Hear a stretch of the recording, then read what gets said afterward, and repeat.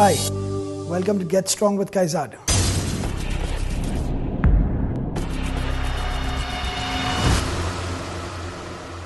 Today on TheHealthSite.com, we're going to be discussing the exercise known as the fly.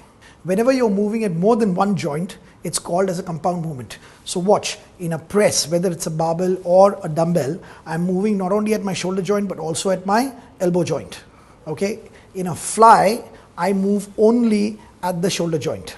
So when you move at more than one joint, it's called as a compound exercise. So all the presses that we did before were compound movements. Okay? And today is the fly. And the fly moves only at one joint. There is no movement at the elbow, there's movement only at the shoulder joint, and thus the fly is classified as an isolation exercise.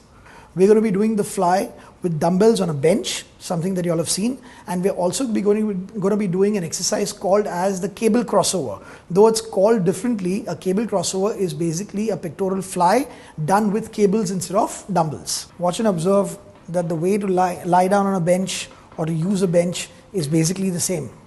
Okay, you activate the kinetic chain because you're going to exert force and you want to use the entire body. So it's a circular movement. It's a uni-joint movement, and whenever the movement is happening only at one joint, it'll always be a circular movement. Why is it circular? Because it's happening only at one joint. If it's going to be happening only at one joint, obviously the movement will be circular. To draw straight lines or to do a straight line movement, the movement needs to be done utilizing two joints. Watch, Kamlesh, press. So this is a press, movement happening at the shoulder and at the elbow. Kamlesh, stop, fly.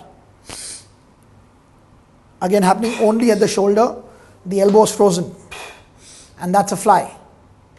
So now you've understood the relationship, or rather the similarity between a fly and a press.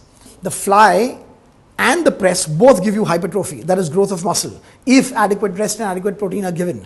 But the press, apart from hypertrophy, also gives you functional strength, whereas the fly will give you hypertrophy but not functional strength. So you do the math and you choose what is more beneficial. So now we'll see the perfect execution of the fly. Kamlesh. So as you can see, activation of kinetic chain has happened. Okay, he's super tight all throughout. Now I want you all to observe the elbows. The elbows are slightly flexed. That means it's slightly bent. Okay. This is very important. It's not that the pectoral will not work if your elbows are completely and totally straight, but you will strain the elbow joint a lot, and hence the elbows need to be slightly flexed. But after you flex the elbows, there will be no further movement of the elbows. Watch, the dumbbells will be held in an oblique fashion like this, neither completely straight nor like this. It will be slightly in between in an oblique fashion, which is what we call as the neutral position. The neutral position is not this. This is actually the hammer position. This is where you will be. This is the most comfortable. Okay? Right. Again, the breathing is going to be the same. So, an inhalation of breath. Inhale. Okay, go. Again, pause and inhale, exhale. Again, exhale, inhale. Exhale, inhale. Many people end the movement here. This is not where the movement ends. The dumbbells are over the shoulder. 2 more reps.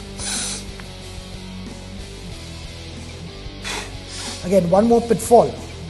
At the bottom, when the dumbbells go down, at the bottom of what we call as the eccentric, the negative phase of the movement, at the bottom, there's a tendency for the elbows to open out. Remember, the dumbbells are being pulled down with gravity. So as he goes to the full range of motion of the shoulder, there is a tendency for the elbow to open up. And hence the biceps need to be kept really, really tense.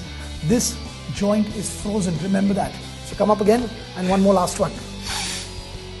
It does not allow any flexion to happen here, even at the bottom. Again.